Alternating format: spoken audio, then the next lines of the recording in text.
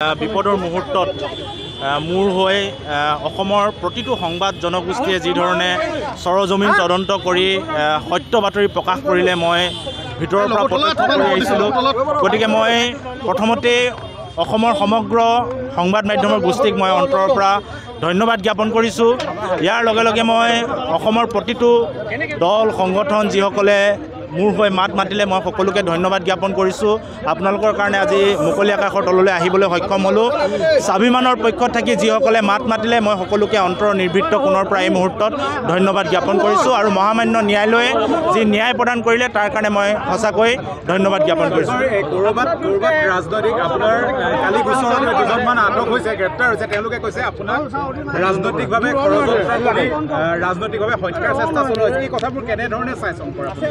আচলতে জেলৰ ভিতৰত গাড়ীৰ হৰ্ণ এটাও শুনিবলৈ পোৱা নাযায়। গতিকে বাহিৰত কি হৈ আছে মই 9টা দিন একো গম পোৱা নাই। গতিকে তাৎক্ষণিক মুহূৰ্তত মই প্ৰতিক্ৰিয়া ব্যক্ত কৰাটো উচিত নহ'ব।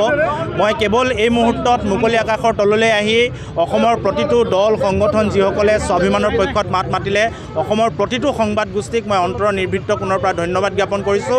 দুলীয়াজানবাসী ৰাইজক মই ধন্যবাদ জ্ঞাপন কৰিছোঁ। অসমবাসী ৰাইজক ধন্যবাদ জ্ঞাপন কৰিছোঁ যিসকলে মোৰ হৈ মাত মাতিলে, স্বাভিমানৰ হৈ মাত মাতিলে। কিবা ষড়যন্ত্ৰ আছিলে নেকি গোটেই ঘটনাটোত? কেনেধৰণে চাই তথাপিতো আচলতে বিভিন্ন লোকে বিভিন্ন ধৰণৰ কথা বতৰা কৈ আছে। গতিকে পৰৱৰ্তী পক্ষত ৰাইজতকৈ ঊৰ্ধ কোনো হ'ব নোৱাৰে। জনতা সদায় জনাৰ্দন। জনতাই গোটেই কথাবিলাক প্ৰত্যক্ষ কৰিছে। জনতাই যি কৈছে, জনতাই যি ৰায় দিছে সেই ৰায় মই মানি লৈছোঁ। মই সম্পূৰ্ণ প্ৰশাসনক সহযোগিতা কৰিছোঁ। ন্যায়ালয়ে আজি মোক সকাহ প্ৰদান কৰিছে।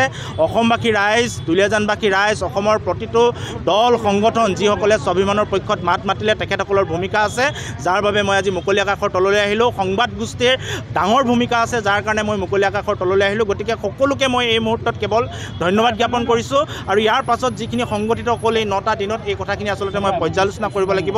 তাৰ পাছত মই কিবা প্ৰতিক্ৰিয়া আগবঢ়াবলৈ হ'লে নিশ্চিতভাৱে প্ৰতিক্ৰিয়া আগবঢ়াম।